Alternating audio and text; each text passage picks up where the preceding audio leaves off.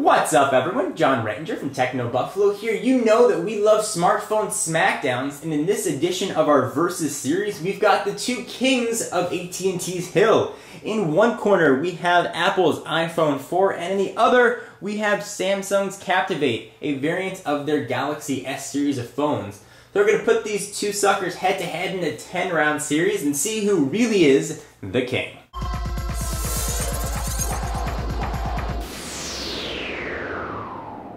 So in this 10-round series, we are going to cover call quality, battery, speed, browser, screen, signal strength, design, camera, text entry, and operating system. There obviously are many other categories we can cover, but in the interest of brevity and sort of encapsulating everything that's most important to the average smartphone user, these 10 rounds should do a pretty decent job. Let's go ahead and jump right in and talk about call quality. Since these are phones, first and foremost, the call is not going to sound good, it's not going to be much use to you. Let's start with the iPhone 4. Call quality is actually much better than I experienced on the 3GS. The addition of an extra microphone really does help with noise canceling. We tested this in quiet environments and out on the street with cars driving by, and people on the other end, it reported very little background noise. There was no popping or hissing, and when we were in a quiet environment, there was no background noise whatsoever. When we were on the other end of the phone call, it sounded very good to us as well. Held on to signal strength pretty well, assuming you weren't holding it a particular way, and really tended to work quite well. And we'll talk about signal strength when we get to that round.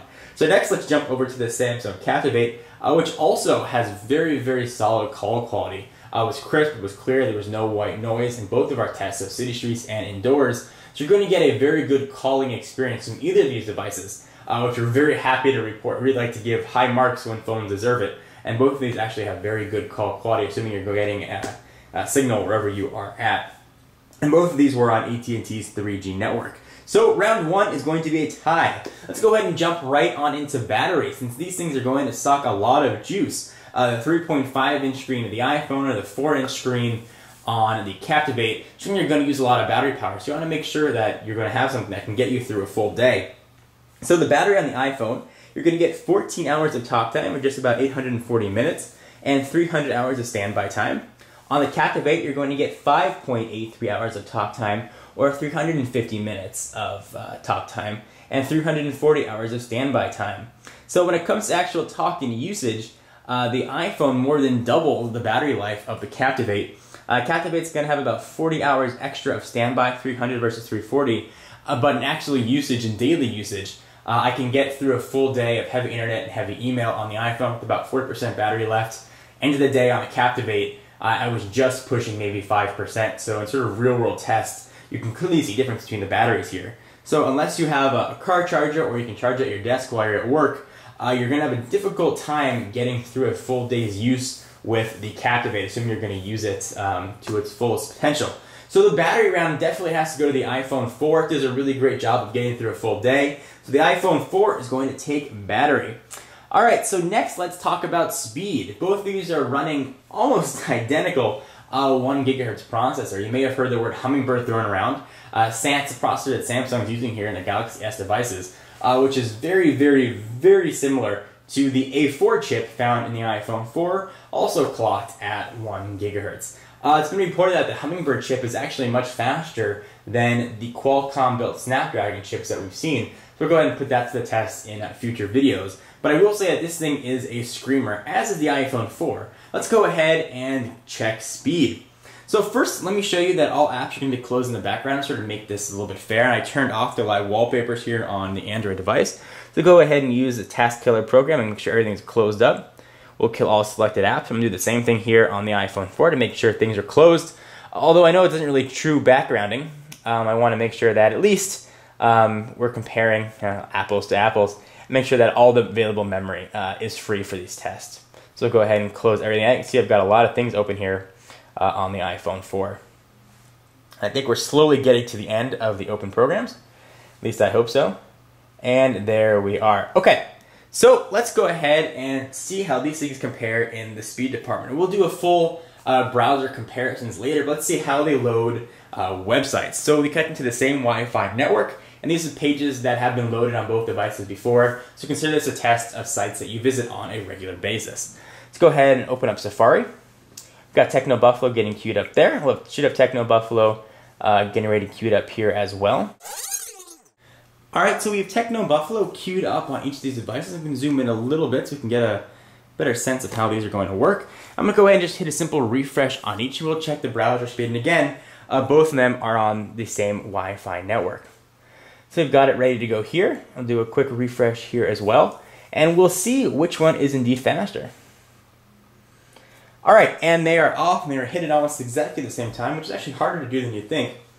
And in almost all the speed tests that we've run on the iPhone 4 versus, so the Droid X, the Evo 4G, the Incredible, and really no surprise here, Android has been much faster in browsing tests. It actually has been noticeably faster in general speed tests, so we'll see if that sort of keeps true.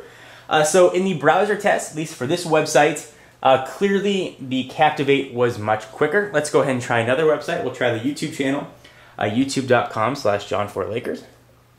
Alright, so next we are going to try and refresh the YouTube channel, which is youtube.com/John4Lakers. You can see it queued up right here. We'll go ahead and see if we can sort of get any sort of semblance of speed and see who is faster. So we go here, we'll go here as well. And we are off, and we'll see which one loads. And I should mention that there is some flash content here. We'll talk about that in the browser, which is probably going to make the iPhone 4 page load a little bit faster than we're going to see on the Captivate. Since it does have full flash content, it generally takes a little bit longer to load. So we'll go ahead and just give it one more second to sort of queue up here. There it goes. And it is done. So definitely there was a little bit of lag here. And we'll talk about why in the browser. You can see the video is actually already starting to play using its sort of ingrown flash player. Something to sort of keep in mind. So, and I will tell you that in general browsing, doing these sort of tests head-to-head, the Captivate in sort of non-flash pages was noticeably faster than other flash pages. And that's sort of been true with all Android devices. So sort of from a browser speed standpoint, the Captivate is definitely faster. But browser's not the only sort of speed test that we have. Let's check applications. I think there's any sort of speed difference here as well. So go ahead and close out. Go ahead and hit the home button there. And we'll close out this, and I'll go ahead and close everything here. We'll kill all selected apps. I'll do the same thing here as well, because that was running Flash, and that can take up a bit of resources. So let's try opening up sort of some similar applications. Everything's been closed. Let's go and open up the browser from cold and sort of see which one's quicker. And you get a sense of how fast this Hummingbird processor and the A4 processor really are.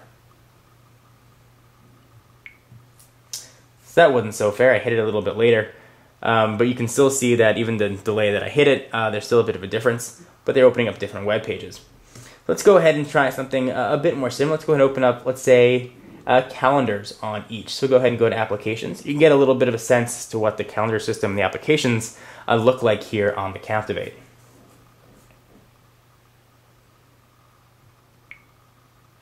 So a little bit faster on the Captivate. Let's go ahead and open up the camera applications on each and see if there's any sort of difference there. So we got the camera ready there. Let's try it on both devices. Now I do know that this is sort of different operating systems have different speeds, and this isn't the most scientific test, just sort of way to get to see how quickly or how slowly general things are going to work on both devices. So in a lot of these general usage and the nuances and the speed of the phone are hard to sort of translate on video. When you get to things like transitions from screen to screen, applications running in the background. Generally what I've found is that the Captivate is a bit quicker than the iPhone 4. When everything is closed, they're generally pretty even, but when you have applications running in the background, I found the Captivate to really excel. I haven't really had any slowdown with multiple applications running. And even just in the browser test as well, we saw from a normal web page to normal web page without flash content, the Captivate is noticeably faster. So we are going to give speed to the Android handset here yet again, which has been the theme. The Captivate is going to take the speed round. And since we were just talking about browsers, now would be a very good time to sort of jump in and talk about each browser. So let's start here with the iPhone. And this is probably a great page to look at, the YouTube channel. The browser on the Apple products has been outstanding. I'm sure everybody knows that's been the benchmark for a lot of the other manufacturers, how they can sort of implement a successful browser. You've got very smooth flick scrolling. You've got double tap to zoom. Pinch and zoom works very well. It's fluid. The physics engine, meaning how quickly you scroll, works very well. You will notice, however, that there is a big gap right there. Nothing is playing on the YouTube channel. And that's because this does not support Flash. Quite obviously, Apple has sort of backed the HTML5 course, which a lot of sites are adopting. However, a lot of websites still relying very heavily on Flash content. You're not really going to have the option to use that on the iPhone 4. I will say that I'm an iPhone 4 user, and I use it because I really enjoy the browser. It's been a great experience for me thus far. So let's go ahead and take a look at the browser here on the Samsung Captivate. Let's go ahead and jump back to the YouTube channel, which I think is a really good place to start. So, while that is loading, I will tell you that it works very similar to what we saw on Apple's device. So you get the sort of pinch to zoom and the scrolling, which I can show you right here. So scrolling is pretty smooth. It's not as smooth. It's a bit jittery, but again, we have some Flash content right here we'll talk about. You can do the double tap to zoom. You have the pinch to zoom there as well. But you can also see now that this video is actually playing inside of the browser. And that is because the Captivate does support Flash. And you can play Flash games from like Flash 247 or other sort of Flash game websites. And it works very well. Now, while the scrolling may not be as smooth as what we've seen on the Apple products, be able to have Flash, actually have Flash work really well. This is probably one of the best implementations I've seen of Flash on a mobile product. And I've tested a lot of Flash-capable Android devices. The Captivate just does a really nice job. You can sort of see it there playing. I've got the volume turned down, and it works really, really well.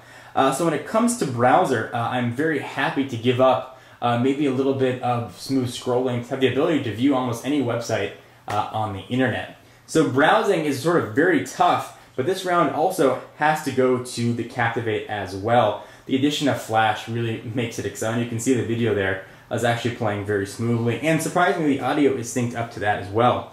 So browser is going to the Captivate. All right, let's go ahead and close out of these. We're going to talk a bit about screens. And this is going to be a quick round, because actually I made a video comparing the screens on each.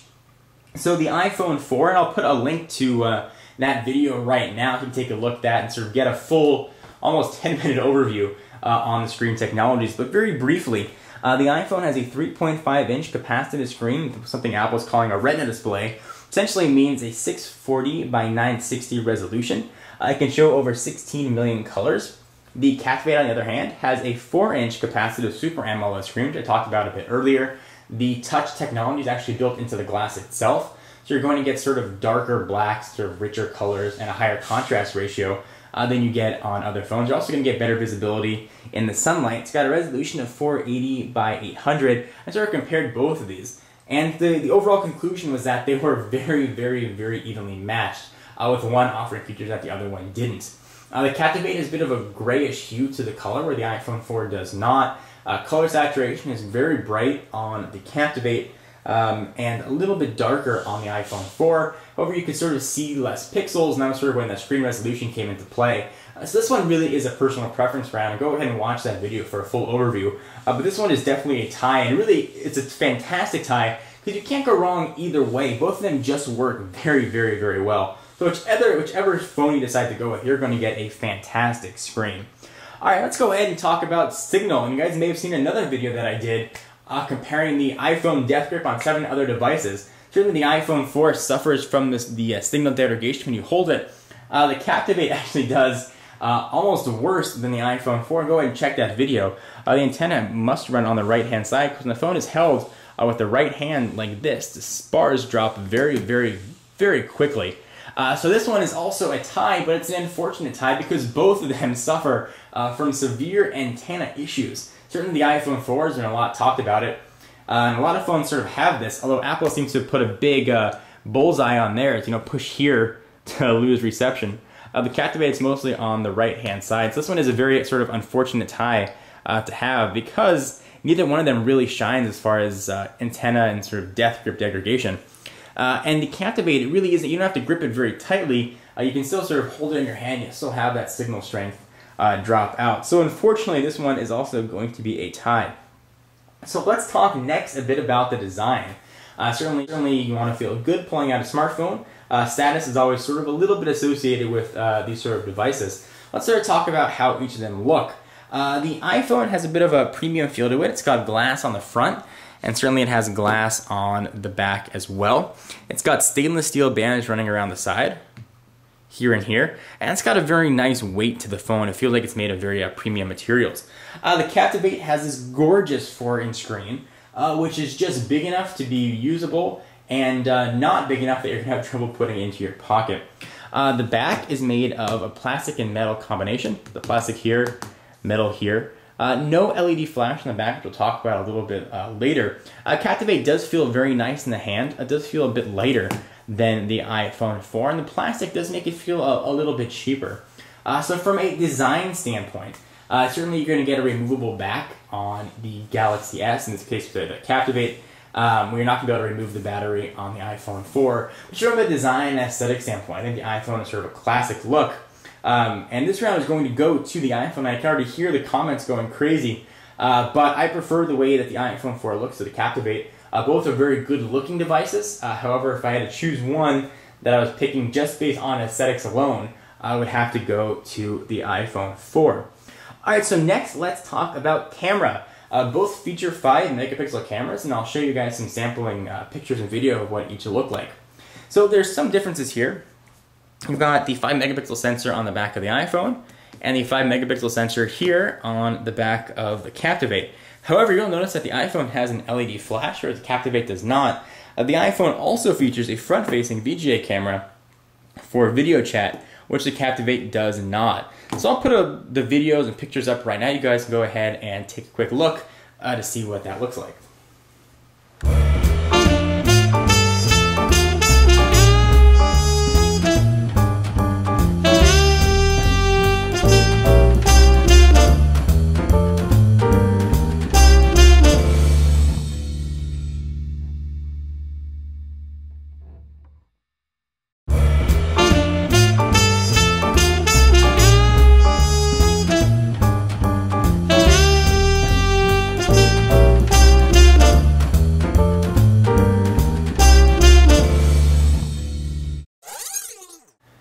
So you saw that video quality and picture quality were very similar, with the one exception of being in low light, certainly where the LED flash would come into play. So just based on that alone, the iPhone would definitely have to win the round just based on the flash. However, the inclusion of the front-facing camera really sort of pushes it over the edge. So when it comes to camera quality, the iPhone 4 is going to sort of take this. Although one sort of bit of notice for the Captivate, if this is of interest to you, is the option that you're going to have with the camera. You're going to get a bit more option-wise than you can with the iPhone 4. Let me show you very quickly what this looks like.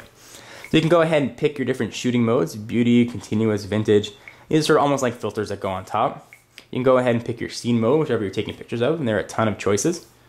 You can go ahead and almost pick your exposure value as well. And then you've got some visibility settings here. So you do get a bit more customization with what you can do with the Captivate. When it comes to actual quality, I prefer having an LED flash in the front-facing camera over a few more picture options. Generally, I just take camera and shoot. So camera quality-wise, the iPhone 4 is going to take this edge. So now let's go ahead and talk about text entry. Both of these are called slate devices, meaning they look like a slate, no physical keyboard on each. So how are you going to input text? Certainly you're going to have to rely on a non-physical on-screen QWERTY keyboard. Let me go ahead and show you what both of these looks like. So let's go ahead and start with the iPhone. We've seen this many times before. And you've got sort of two options for text entry. You've got a portrait and landscape, both of which actually work very well. You can see sort of what that looks like. Both have fantastic auto-correction devices as well, Android and Apple. Let me show you real quickly about what this looks like. And I'll do a real quick test. I'll just write "this is a test" of the keyboard.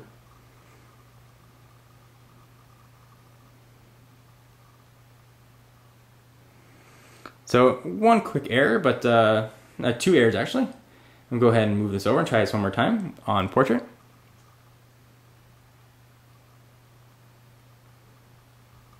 And then one problem that I do have with the iPhone keyboard is I always end up, when I try to hit spacebar or try and hit A, I end up hitting sort of the shift button, end up getting a capital letter, not what I'm looking for. Although I will say keyboard entry on the iPhone is very good. It's certainly not perfect, but its autocorrect features make it a very nice addition, and the built-in spell check certainly is a nice help. Let's go ahead and talk about text entry on the Samsung Captivate, which is a lot about talking about text entry in general on Android devices. So there's sort of a custom keyboard option here. We'll go ahead and try a new message. And you get sort of the same landscape or portrait modes. Now there are many ways you can type text here. I'm going to go ahead and show you each of them. And first, I will say that Android has an awesome autocorrect. If you've not used an Android device, you really are missing out on some fantastic sort of keyboard options. So I'll go ahead and do the same test here. I'll go ahead and start to type.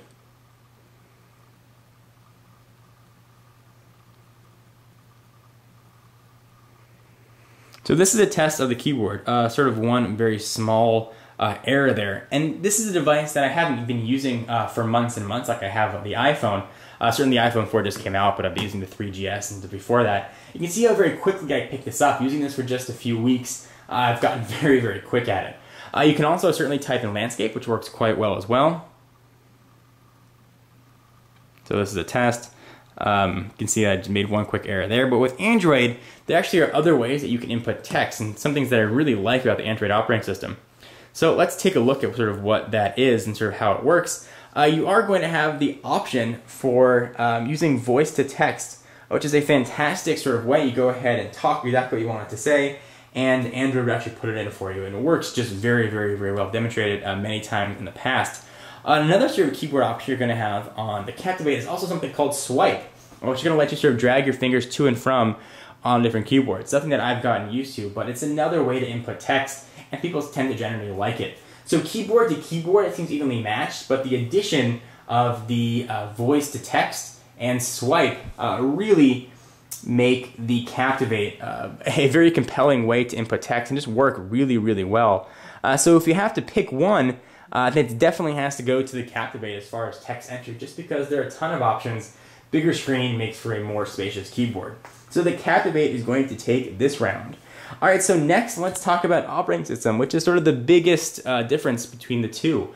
So the iPhone 4 is running iOS 4, actually 4.01. The Captivate is running Android 2.1 with Samsung's TouchWiz 3.0 on top of it, which does add a lot of functionality. This is sort of the big issue of the debate, whether you're an Apple fan or an Android fan. You know what you're getting with each. With Apple, you're getting a static interface with folders and with icons that are the same size you can navigate throughout. You have to live within Apple's sort of walled garden of iTunes to sort of get your content to and from, which a lot of people are very comfortable with. Android has a bit of a more open approach. You can really customize the operating system any way you like. And there are a lot of cool tweaks that Samsung actually put in with their TouchWiz interface. You got almost a dock across the bottom. And one of the best features that I think Samsung did is actually in the pull-down menu. So right up here, you actually have Wi-Fi, Bluetooth, silent, and vibration, all right in that top menu, which really make for a fantastic, really great way to access your features. Certainly there are widgets that could do that, but sort of having that in the pull-down, I really think is a really nice addition to the operating system. Samsung also brought sort of a ton of other sort of handy widgets to it, like we've seen with HTC and their Sense. Nothing revolutionary here, but it is Android done very well. Android 2.1, certainly Android 2.2 is a very capable and really nice operating system. Although this one is going to be personal preference to which one you prefer. Certainly a lot of people obviously flock to iOS, and just as many seem to be flocking to Android. So this one is going to go to a tie yet again. As you guys can see, these are two very, very, very evenly matched phones. Alright, so for everybody keeping track at home, here's how the 10-round smackdown shook out. First round, call quality was a tie. Battery went to the iPhone. Speed went to the Samsung Captivate, so did browser. Screen was a tie. Signal was a tie. Design went to the iPhone. Camera went to the iPhone. Text entry went the other way to the Captivate, and operating system was a tie, giving us a total of iPhone 4 3 rounds, Samsung Captivate 3 rounds, tie 4 rounds, which really is very representative of both of these handsets. They are fantastic in their respective rights. I could very easily use the iPhone 4 as my daily phone and be very satisfied and very happy. I could just as easily use the Captivate and be very, very, very satisfied with the phone. They are fantastic for the consumer, for the professional, and for everyone in between. Whether or not you prefer Apple's iOS 4 or Google's Android operating system with Samsung's tweaks to it, it's really going to be a matter of personal preference. Whether or not you want the smaller 3.7-inch screen, the larger 4-inch screen, whether the resolution is more important to you, or outdoor visibility with the Super AMOLED screen on the Captivate. It really, in the truest sense of the word, is personal preference, and you can't go wrong with either. Hopefully you saw something that you liked in this video that's going to sway you one way or another, whether camera is important to you, or battery, or speed, or browser. This video, the goal was to sort of push you in one direction, and hopefully you saw one that was sort of more true. The direction that's going to push you in, I can't tell you. Hopefully there was something in here, though, that helped to make your decision a bit easier. Really, you can't go wrong with either of these devices. So anyway, guys, I am John Reitinger from Techno Buffalo. Be sure to check out the website for all your tech news and for exclusive content. Check me out at Twitter, twitter.com/John4Lakers, and I will see you in the next video. Bye-bye.